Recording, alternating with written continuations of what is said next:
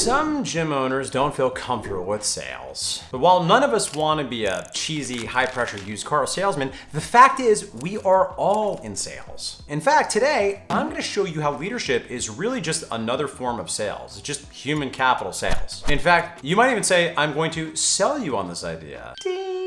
My name is Mark Fisher from businessforunicorns.com, and if you would like to hold my words in your hand and have a physical book with which you could cuddle in the evening, maybe put it under your pillow and absorb my musings and frameworks through osmosis, well, you'll want to click the link below and get my book on Amazon. It is my book of fitness business secrets where I share all sorts of lessons, stories, and true life shenanigans from running Mark Fisher Fitness. You're gonna dig it. The first thing I want to point out here is the different feeling one has when someone is working with a client that's giving you money to coach them, or when you have an employee and you're giving them money to coach them and inspire them to take certain actions. Anybody that has had the opportunity to hire a client and has noticed the way that your dynamic and relationships and maybe feelings about them changes when they go from giving you the money as the client to you giving them money as the team member, then you've noticed that there is a switch in there. And I just want to highlight one thing that I think is often underappreciated.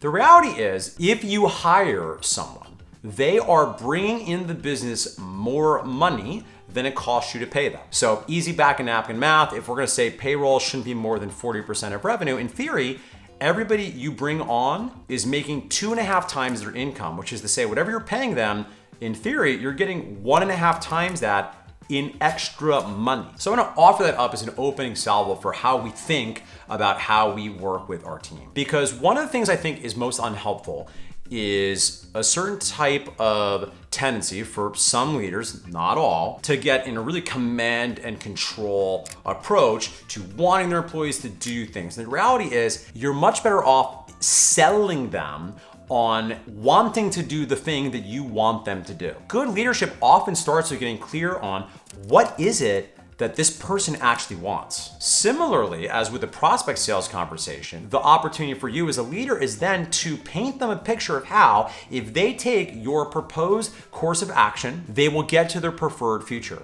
They're not explicitly transacting money with you, they're not giving you over a credit card bill to be charged, but they are giving you their life force. Remember, leadership is just human capital sales. And a quick pro tip here, because gosh, I've done it wrong like everything. You don't want to promise the outcome. You want to promise opportunity, because ultimately they have to execute on the behaviors. They have to create the outcomes that they need to create for the business. The business needs to have the results that are necessary for you to create the opportunities that they want. So you're not promising an outcome, you are promising a good faith opportunity. And similar to a good sales conversation, one of the foundations is building real trust that you have their best interests at heart.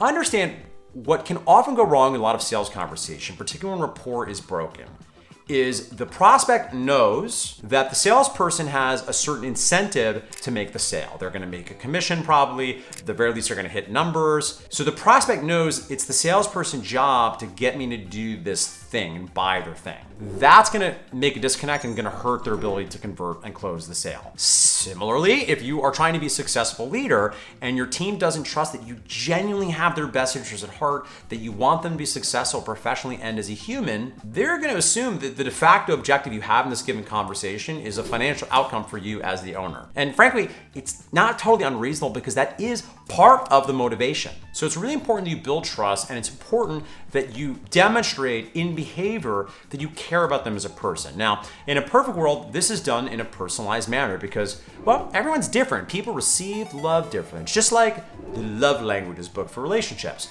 Some of your employees are going to receive love by quality time with you, by investing education in them, by creating opportunities for them to grow and develop in a given role. Even the opportunity to meaningfully contribute to a mission bigger than themselves is going to be incentive, particularly for employees that choose to work in a service business like a gym. Now, in practice, everyone is going to want a different combination of these things. And this is what makes leadership so challenging / fun, is your job is to be a leadership sales detective. You need to really know your people, understand what motivates them, understand what demotivates them, and to the extent that you can, you want to personalize your leadership style, the way you show care, the way you incentivize them. However, I just want to put this on your radar because just as a salesperson needs to be able to mirror and match the prospect styles, understand, does this prospect need more logic? Do they need more emotional picture painting? You'll need to, in a perfect world, do the same thing with your team. Understand how they're wired, what motivates them, and not get stuck leaning into your preferred style of leadership, which may or may not be the right fit for this person. So by understanding that leadership is a kind of sales, you can actually apply many of the very same tactics and strategies you do when you're selling a prospect into signing up for a membership agreement to sell your team into taking the kinds of actions and behaviors that are going to facilitate an awesome future that's going to have impact on your clients, create economic opportunity for everybody in the business, and literally make the world a better place. And if you're interested in finding out more about how to help your team take action, I would recommend check out my video, Why Your Team Isn't Following Through, because there's 6 reasons that I assess that I think are commonly why we're not getting success closing the deal here and getting them to selling them into our preferred action. But before you go, click the link in the description box. Might you consider hitting the subscribe button if you haven't already done so? Because then I shall shower you with more videos where I will give you more actionable tips, psychological frameworks, and philosophy.